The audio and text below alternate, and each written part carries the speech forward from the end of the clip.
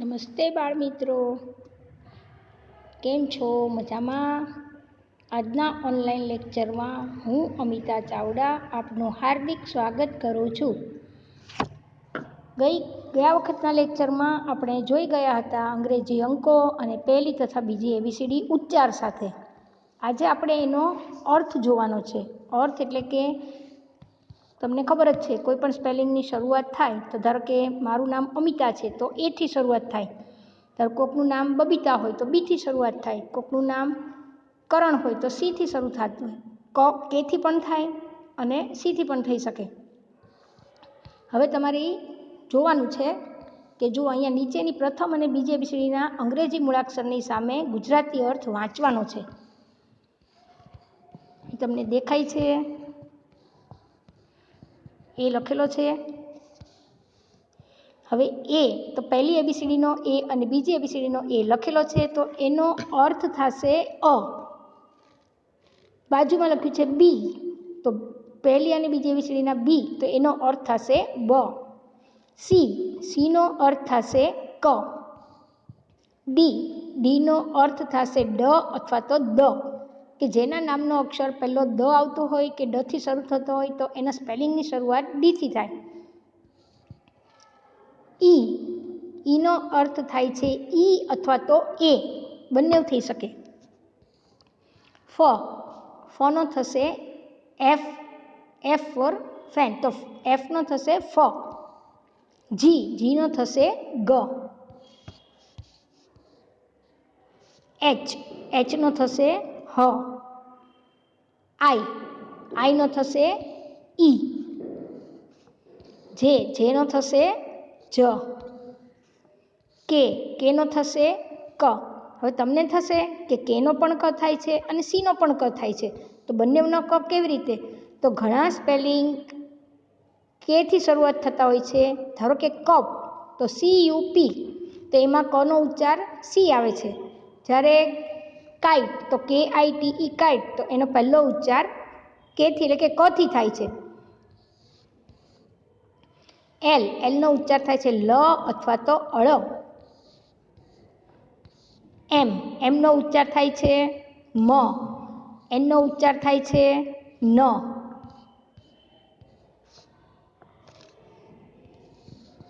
ઓનો ઉચ્ચાર થાય છે ઓ. પીનો ઉચ્ચાર થાય છે પ. ક્યુનો ઉચ્ચાર થાય છે ક્વ. આરનો ઉચ્ચાર થાય છે ર. એસનો ઉચ્ચાર થાય છે સ. ટીનો ઉચ્ચાર થાય છે ત અથવા તો ટ, બંને થઈ શકે છે. યુનો ઉચ્ચાર થાય છે અ અથવા તો ઉ, બંને થઈ શકે છે. વીનો ઉચ્ચાર થાય છે તો કે વ. ડબલ્યુનો ઉચ્ચાર થાય છે, ડબલ્યુનો ઉચ્ચાર પણ વ થાય છે. એક્સનો ઉચ્ચાર થાય છે ક્ષ. વાયનો ઉચ્ચાર થાય છે ય અને ઝેડનો ઉચ્ચાર થાય છે ઝ. આમ અહીંયા પહેલી અને બીજી એબીસીડીના મૂળાક્ષરોની સામે તમને એનો ગુજરાતી અર્થ વાંચતા મેં શીખ્યું. આ આપણું યુનિટ 55 હતું. હવે આપણે યુનિટ 56માં નીચેની પ્રથમ અને બીજી એબીસીડીના અંગ્રેજી મૂળાક્ષરની સામે ગુજરાતી અર્થ લખવાનો છે. અહીંયા તમારે અ લખવાનો રહેશે.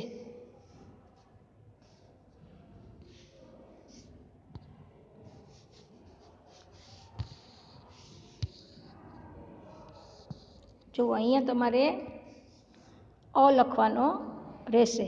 એનો અ, બીનો બ, સીનો તો કે ક, ડીનો તો કે ડ, ઈનો તો ઈ અથવા તો અ. આવી રીતે તમારે લખવાનું રહેશે.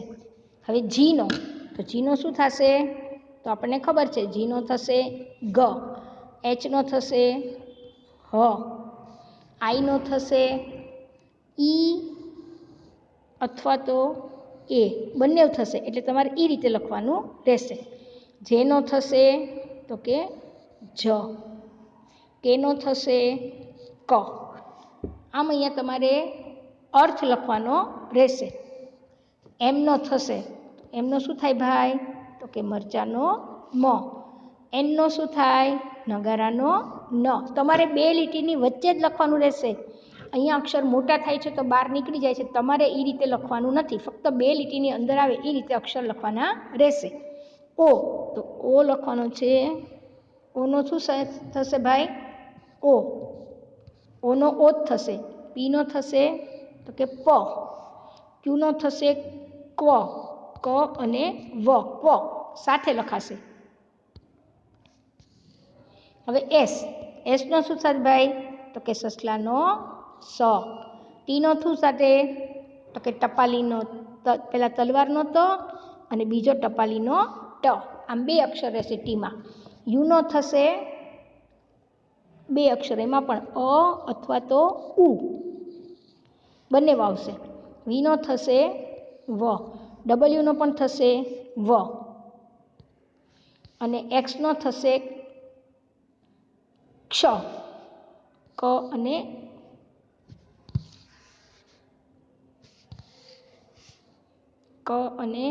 સ.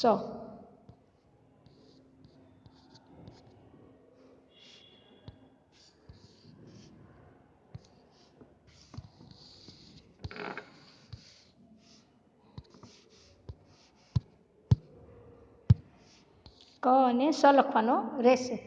અહીંયા તમારે વાય અને ઝેડને લખવાનું રહેતું નથી. આમ અહીંયા તમારું આ પાનું 103 નંબરનું પૂરું થાય છે. હવે તમારે 104 નંબરનું પાનું આવશે. જુઓ, અહીં તમને એમ કહે છે કે નીચેના ચિત્ર ઓળખવાના છે, સ્પેલિંગ, ઉચ્ચાર અને અર્થ એનો લખવાનો રહેશે. આ છે યુનિટ નંબર તમારું 57મું. જુઓ, અહીં લખ્યું છે પહેલું BAT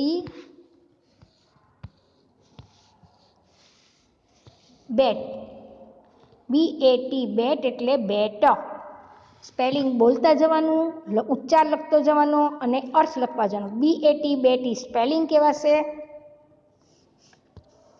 આ BAT બેટ સ્પેલિંગ કહેવાશે, આ એનો ઉચ્ચાર કહેવાશે અને આ એનો અર્થ કહેવાશે. તો BAT બેટ એટલે બેટ.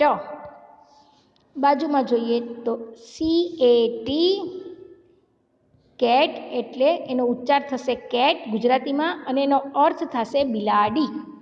આમ કેટનો અર્થ થશે CAT કેટ એટલે બિલાડી.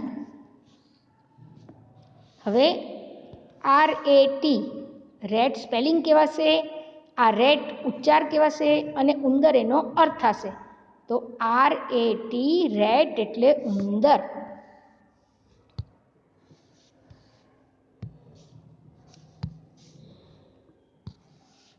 હવે FAN ફેન સ્પેલિંગ બોલાય, પછી આ ફેન એટલે એનો ઉચ્ચાર અને આ પંખો એનો અર્થ છે. FAN ફેન એટલે પંખો. હવે VAN વેન ઈ સ્પેલિંગ છે, આ વેન ઈ ઉચ્ચાર છે અને આ વેન ઈ એનો અર્થ છે. VAN વેન એટલે વેન.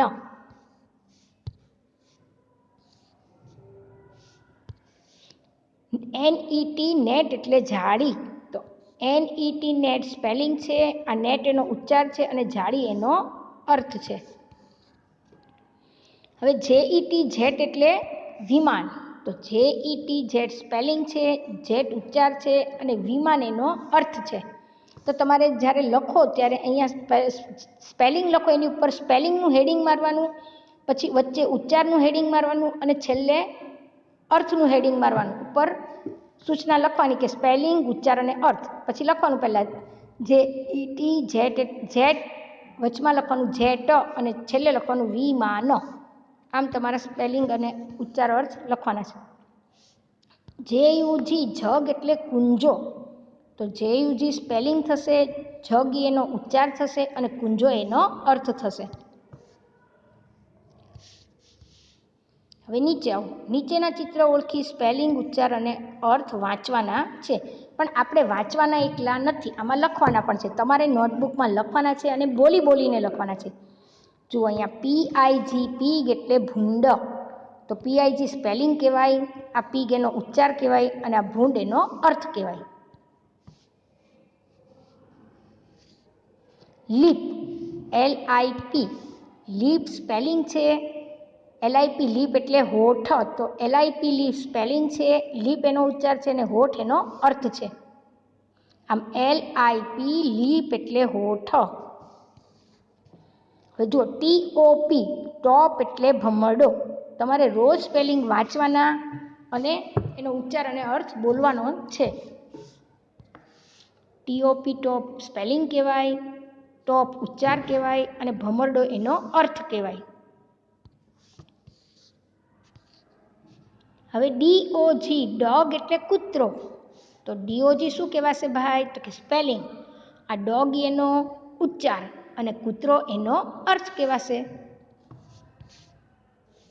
હવે જુઓ અહીંયા SUN સન એટલે સૂરજ, તો SUN સ્પેલિંગ કહેવાશે, સન એનો ઉચ્ચાર કહેવાય અને સૂરજ એનો અર્થ કહેવાય. HUT હટ એટલે ઝૂંપડી, તો HUT શું કહેવાશે? તો કે સ્પેલિંગ, હટ એનો ઉચ્ચાર અને ઝૂંપડી એનો અર્થ. હવે ANT એન્ટ એટલે કીડી, તો ANT શું કહેવાશે? સ્પેલિંગ. એન્ટ શું કહેવાશે? ઉચ્ચાર અને કીડી શું કહેવાશે? તો કે એનો અર્થ. એટલે તમારે એન્ટ એટલે કીડી. હવે ઓક્સ, હવે ઓક્સ એટલે OX, ઓક્સ એટલે બળદ. આ ઓક્સ લખ્યું છે ને અહીંયા લખ્યું છે બળદ. તમને કદાચ ન વંચાતું હોય તો લખી લેજો બળદ. આમ અહીં તમારો ઓનલાઈન લેક્ચર આજનો પૂરો થાય છે. 2 પાના એટલે કે 103 નંબર અને 104 નંબરનું પેજ છે સ્વાધ્યાય સમરસ પોથી બીજા નંબરના ભાગમાં. અને જેની પાસે ન હોય, સમરસ પોથીમાં તો પૂરવાનું છે પણ નોટબુકમાંય લખવાનું. જેની પાસે નથી એ લોકો ફક્ત નોટમાં લખશે, પણ સુંદર અક્ષરમાં અને વ્યવસ્થિત લખશે. મેં જેમ આવી રીતે બતાવ્યું છે તમને એ જ રીતે તમારે લખવાનું રહેશે, કે ઉપર A અને A આવી રીતના છૂટું છૂટું લખવાનું છે. અહીં દેખાય છે તમને? એની નીચે અ લખવાનું. 2 ખાનામાં A અને A લખવાનો, પહેલી અને બીજી ABCDનો, અને એની નીચે અ લખવાનો. પછી પાછી લીટી દોરી અને B પહેલી અને બીજી ABCDનો લખવાનો અને એની નીચે એનો ઉચ્ચાર એટલે અર્થ બ લખવાનો છે. આમ તમારે પહેલી બીજી ABCD અર્થ સાથે અને એની પાછળ જે સ્પેલિંગ બતાવ્યા તમને એ સ્પેલિંગ પણ લખવાના રહેશે. તો આજનો લેક્ચર આપણે અહીંયા પૂર્ણ કરીએ છીએ. ફરી મળશું. Good bye.